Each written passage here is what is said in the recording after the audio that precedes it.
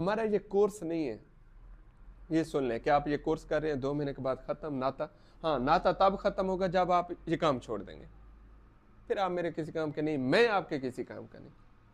अगर आप इस फील्ड में हैं, 1 साल 4 साल आप काम करते रहे, 4 साल तक मेरी ज़ात आप लोगों के लिए हाजिर है, जहाँ पे सपोर्ट चाहिए होगी।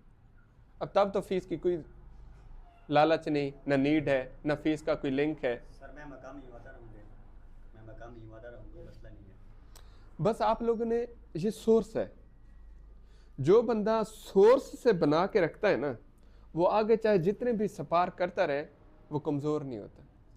जो सोर्स को छोड़ देता है ना, वो फिर आगे जाके कमज़ोर पड़ जाता है। आपने इदारे को नहीं छोड़ना, इदारे के साथ अटैच रहें। आप इदारे से बढ़ जाए फिर भी अपने बेस इदारे को बनाए रखें।